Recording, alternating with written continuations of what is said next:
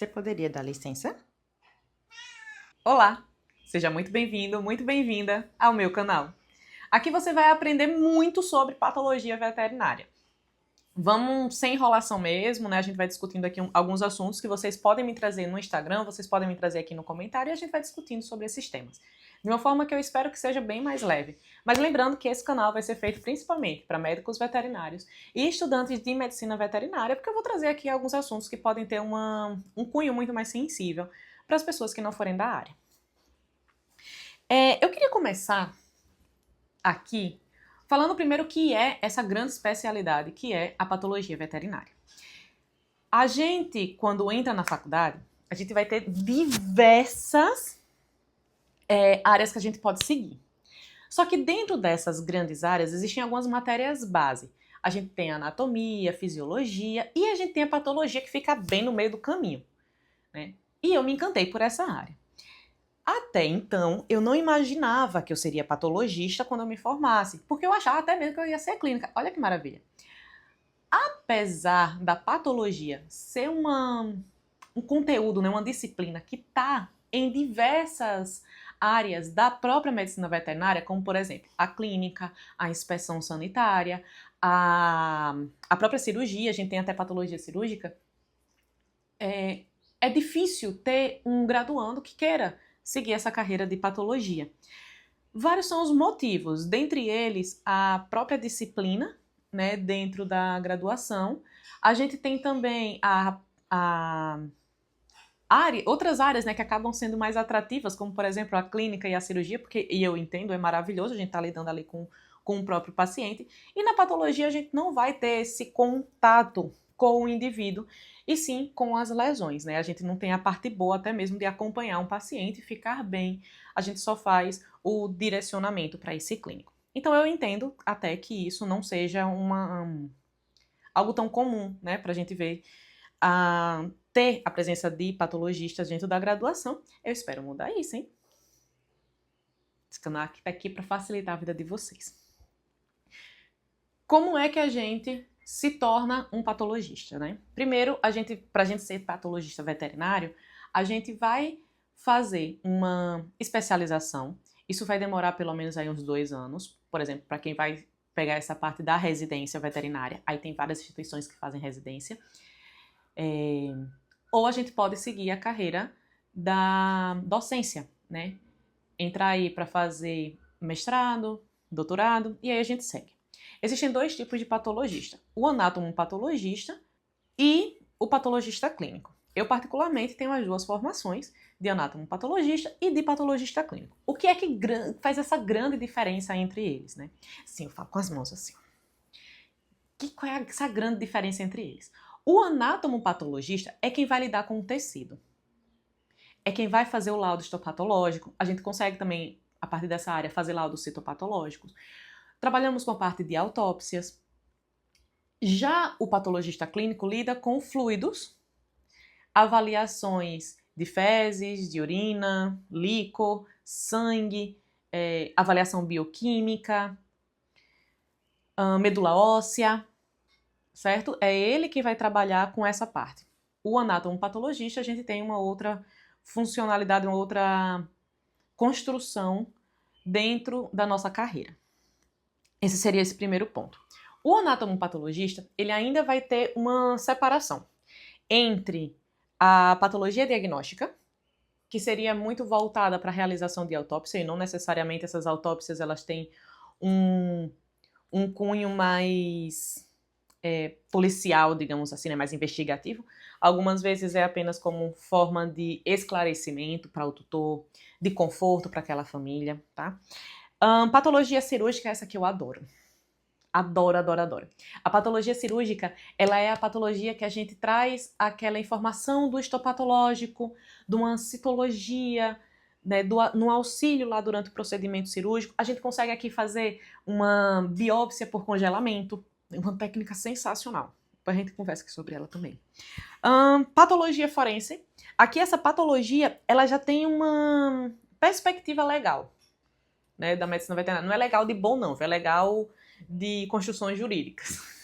aqui. Então, a patologia forense, ela traz essa informação também sensacional. Gente, não tem parte ruim da patologia? Não tem, que situação, né? A patologia experimental, por fim, ela é uma patologia que traz aquela informação dos estudos, né? Realização de experimento, de pesquisa, que aí a gente acaba construindo durante o mestrado, o doutorado e durante a graduação na iniciação científica, ou até mesmo grupos de estudo. E como que a gente pode construir, né, um diagnóstico? Como é que o patologista, então, faz isso? Porque o diagnóstico, vejam só, ele é uma linha em que faz com que o clínico, o cirurgião, né, ele tenha, e até mesmo o produtor, né, ele tenha um direcionamento do que vai ser feito, porque ele agora sabe o que está acontecendo ali. Então, o patologista ele serve para isso, né, para dar esse auxílio. A gente tem alguns tipos de diagnóstico. O diagnóstico, que é chamado de diagnóstico clínico, ele é baseado no histórico, na epidemiologia, no próprio sinal clínico que o paciente está apresentando e até mesmo numa resposta a um tratamento que eu estou esperando, né? Aí já seria um diagnóstico terapêutico, mas ele entra para esse diagnóstico clínico. É uma suspeita que eu tenho e eu acabo tendo confirmações baseadas em algumas evidências que a gente tenha durante a evolução desse paciente. Diagnóstico macroscópico. O próprio nome está falando, é macro. Eu olho e eu vejo o que é. A gente só consegue fazer diagnóstico macroscópico porque a gente vê e revê a mesma lesão várias e várias vezes. Por exemplo, se eu tenho essa imagem aqui, vou colocar aqui do lado a imagem, que é de uma gata, fêmea, né, obviamente, já que é gata, fêmea, adulta. Essa imagem daqui.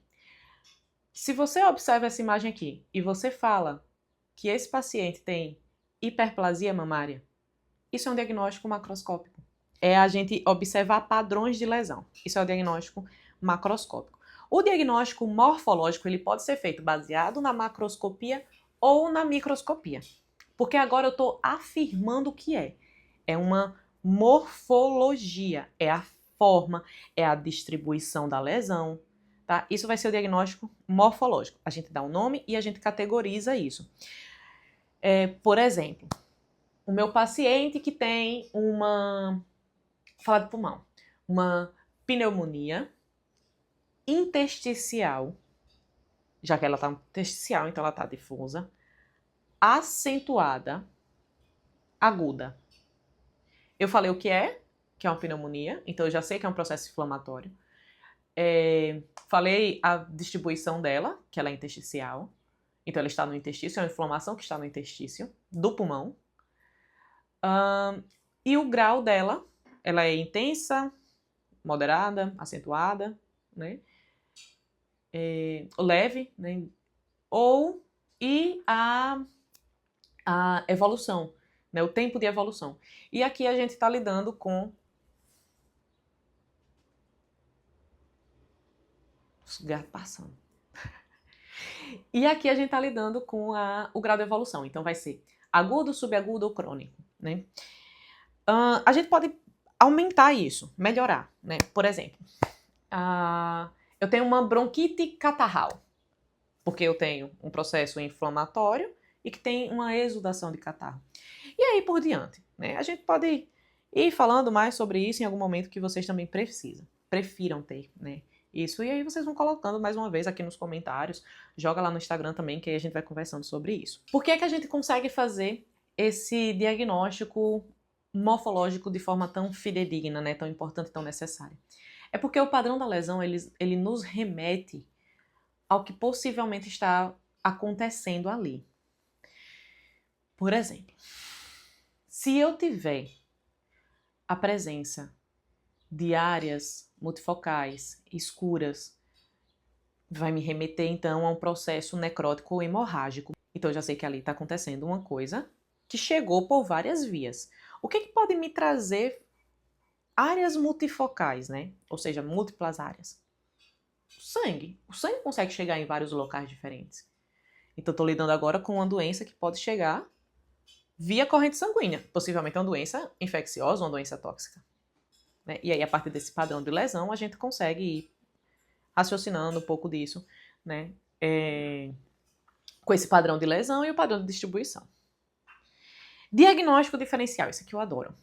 Diagnóstico diferencial é o diagnóstico que a gente vai fazer. O que se parece com aquilo, mas não é. Um exemplo, eu tô aqui com uma xícara e tô aqui com uma tacinha de água. Os dois têm o que de semelhante? São de vidro.